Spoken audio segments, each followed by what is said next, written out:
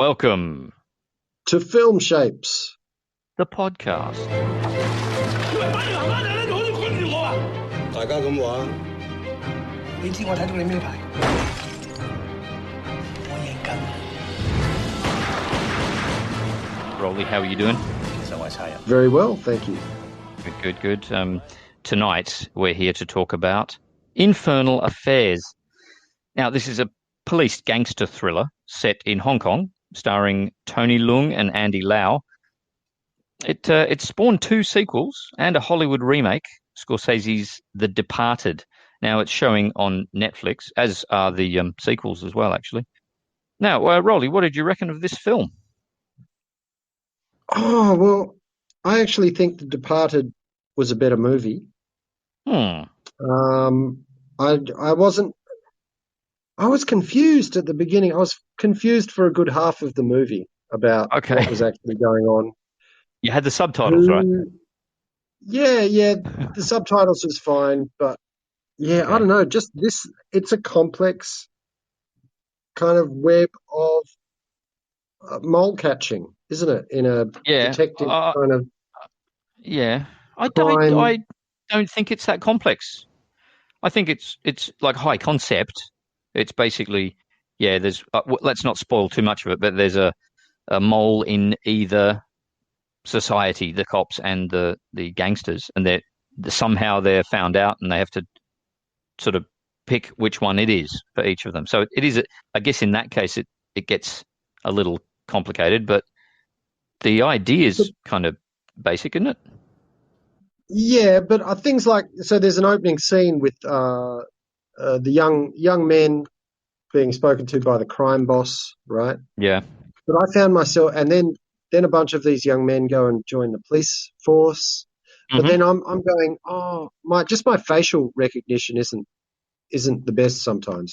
Dude, And so I'm going, is that the guy that was at the beginning? Is he the one that went to the police force? Or was he the other one? And there was a couple of them. That's one of the points, I think. Yeah, that is a misstep. I think those guys, the young guys, look nothing like Andy Lau and Tony Leung. Well, I think they're different actors, right? Of course they are. But they could have got somebody that looked quite similar. In fact, it might have been better to flip the dudes around, if you know what I mean. Maybe. Yeah, I'm not sure what to do on that, but it was that. So because I was confused from the very beginning, it felt like I was playing catch up until it kind of didn't matter anymore. Yeah, that's a point. I mean, I like the fact that it's leaving a lot of stuff kind of unexplained in a way. Like it sort of expects you to be on board straight away. It's pretty fast paced, I thought. It's only about 100 minutes long, and it goes along at a clip. Almost no fat on the bones, and maybe that's not such a good thing. I wouldn't say. Yeah. There's always something happening that is apparently to do with explaining things in the film, but then I found I was missing a lot of that anyway. So in the end, it didn't really matter that there was all that extra explaining going on. Yeah. And there's that music, that kind of heavy rock soundtrack, which would come in, which was kind of more exciting than the scene itself. Oh, really? At times, okay. For me, like I just felt like, and with the Dutch tilt, there was all Dutch tilt all over this film, wasn't there? Oh, yeah. And Did you notice that? That's and that's the probably tilted camera angle with the heavy rock soundtrack, and it's like, I'm supposed to be really excited right now. Well, guess what? I wasn't that excited. I don't know if this is stereotyping, but they're kind of Hong Kong film staples, like the slow motion. You notice a bit of slow mo going on occasionally, repeating slow mo scenes as well. Maybe that's a dating of it as well. I mean, it's 2002, isn't it? Something. Yeah. Oh, I don't know. I think it's pretty common to see that especially in Hong Kong films. A lot of John Woo stuff like that as well. The music in some points, the music was too loud for the dialogue. Did you notice? And that's a basic mistake. What do you listen on? What type of, is it just a TV? Just a telly, man. Just an old-fashioned telly. See, you don't have a sound bar thing? No. I don't even know what that is, man. Fuck. Yeah, no. So apparently these days it happens quite a bit. If you're watching film, and it used to happen to us, modern TV, whatever. But the sound, you keep having to turn the sound up and down and up and down. It's something to do where they go from 5.1 channel surround, and then maybe you miss out on, normally in films they put the dialogue on that center speaker, right? Okay. So when they mash it all together for the little TV speaker, the crappy one, often that little center speaker isn't even in there. It feels like it's not even there at all. Like they just take the stereo feed and when we got a TV with a soundbar thing built in, a lot of those problems kind of went away. Do you think though that, I think you might be talking about like I noticed this recently I was rewatching the Lord of the Rings films, and that was chronic. Like you'd have to turn down the musical sort of crescendos a lot, and then you turn up the audio a lot to hear the dialogue. Yeah. But in this case, in this film, it was just I don't know, they were listening to, I think it was just music over a two scene, man and a woman talking, and the music was just a bit loud to hear their voices, like a sound mix got wrong somewhere. Well, I didn't notice that in this film. Okay. Didn't have any, but then again, being a foreign film with subtitles doesn't really matter, does it? Yeah, that's right. Why do we need the audio? Yeah. What are you worried about? Yeah, stop your whinging. Stop whinging. Yeah, I did like the tech in that film though, like those old clam. Do you call them clam phones? Oh yeah, sure. The flip phone. Flip, is that what they're called in Japan? They were called clam phones, I think. If that's one of the major clam phones, those fucking flip opens. Well, there was a phone. A friend of ours had a phone we nicknamed the Clam, but really, I thought it's just a flip. It's just a flip phone, as far as I know. Yeah. But if that's one of the main things that you liked about this film, I used to love mine in Japan. They were wicked. You know, they made such a clunky sound when you opened and closed them. Yeah, I don't know about these new. No, there was smartphones. I think they might come back in some way. Yeah. And the radio frequency, there's a scene where he's doing the switching radio frequencies and they're watching each other's earpieces and stuff. That was cool. And the old PCs. And you're thinking, if this happened, like, I don't remember the Departed so much, but were they on the internet in The Departed, or were they still using that old-fashioned? I think they still had. I think The Departed was only a few years after, wasn't it? So it was around 2005 or something. 4 or 5, 2006. Yeah. But I think The Departed was a film that actually had my heart pumping, whereas this one I felt, Oh, really? Yeah. Okay. Well, I don't want to spoil this or The Departed, because people possibly listening to this might go and watch this on Netflix. It's still available. But The Departed, for me, was brilliant up to the end, and and that dropped a huge turd at the end of that film. Are you speaking after the elevator scene, or? Can we can dance around this, I suppose. An important elevator scene, right? I thought yes. After that, after that, almost. Oh, so what is this? Just one of your kind of USA sort of patriotism kind of dislike things, or no. Well, with short of telling you exactly what it is, this film ends quite. You wouldn't expect the moralistic trend that this film is showing. Do you know what I mean? You're saying this film is less moralistic at the end? Yes. Than the American version. Yeah, right. Yeah, okay. You know what I'm talking about. Like there's no payoff at the end of this one, but there is at the end of The Departed. That's not giving too much away, is it? That's because the whole deal about this is the longevity. This I meant to bring this up because it's quoted at the beginning and the end of the film. That story about one of the main hell, main kind of ideas of hell is that idea of longevity and continuous Yes. torture, Yeah. continuous pain, and so I think that idea holds true for the end in this film, which is Yeah. I quite like, was the fact that whoever survives has to live with Yeah. the mistakes that they've made, which is Yes. a worse kind of penalty than not being here. Well, yeah, So you're right, but the Departed is not as oblique as that, let's say. yeah, quite possibly not. I can't remember it either in detail, but yeah, I Yeah. can definitely see how you would say that for sure. Yeah. Well, but people can can watch that and compare them, I guess. Yeah. Would you now? I haven't seen 2 and 3, but I hear I've done a little bit of reading. Number 2 in this trilogy, if you could call it that, goes right back and removes Andy Lau and Tony Leung and uses the Oh, two young fellas. So I don't know, it's oh, okay. going back 10 years or however long they were there. It's Um, like a prequel. yeah, without the main actors.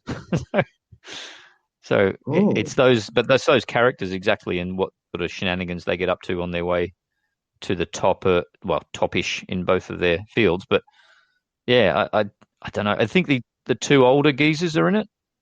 That the two the mob boss and the inspector, oh, um, right, okay.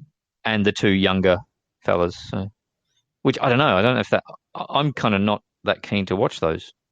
That one. I'm not. Yeah, I'm not completely drawn into this film, which is a Yeah, shame. But I like this. I think I like this better than The Departed, and quite a lot when I first watched it. Second viewing, I don't know. It's as good, but not as amazing as I remember it for some reason. which film did you see first? This one. Yeah, see, I wonder how much that has to do with it as well. Yeah, maybe. Well, I had a comparison. If I'd watched The Departed straight away, I maybe that before seeing this, maybe there's no reference point, I suppose. But Yeah, yeah. yeah, yeah. Okay. Apparently, number 3, Infernal Affairs 3, brings back the two main dudes, and without saying anything else, they're in that one. So yeah, don't Oh, trip really? over your health. Yeah, What no, about the yeah. psychologist? Oh, that's what I wanted to talk about too. Yeah, She was cute. she was really underused, I think. Really unnecessary. Yeah, it was almost like she didn't need to be there at all. Not at all. I mean, and Yeah. there were two women. There was the wife of Andy Lau's character, and there were two women kind of connected to Tony Leung. But did you need both, or did you even need one? Probably not, right? Well, why? Yeah, why would you need two women when you can have just one in the film? I mean, I'm is that talking what you're about trying to say? no, I'm talking about the film. You fucking filthy bastard. I know, I know. Um, No, I'm um, just wondering, but yeah, their parts were so minimal that penciled, yeah, yeah. pencil thin. And who knows? Maybe they've got something to do in the sequels, but I don't know if they were planning a trilogy before they made this. Who knows? Yeah, Yeah, yeah, I'm not sure. I'm not sure. yeah. But these are these Okay. guys, these Andy Lau, Tony Leung, they're real powerhouses of Hong Kong cinema. Um, you must have seen at least one of these guys in something else, right? I wouldn't know if I have. Really? What do you mean you wouldn't know? Did you I would know recognize? if I've seen it. I mean, I You haven't seen recognize many. faces? No, not after. Well, I mean, I could have seen a film 8 years ago or 5 years ago that had one of these guys in it. But Yeah, I haven't seen that many Hong Kong films. So yeah. But then you might go, oh, I remember this guy from that film that I can't remember 5 years ago or 8 years ago, right? what else? You Give know, me give me a name. Give me some names of films that I might have seen. um, In the Mood for Sorry. Love, uh, No, um, Siclo, the Vietnamese film, negative, Red Cliff, about negative. no, so House of Flying Daggers. I think Andy Lau was in. No. Hero, I think Tony Leung was in that with Jet Li. Oh, right. Well, I know who Jet Li is. So, okay, it's sort of drifting a little there. But anyway, they're basically, if we were in Hong Kong, these guys would be, I don't know, on our walls with Chewbacca, Yeah. Probably. No, for sure. Look, I get that. The point is, you see many more films than me.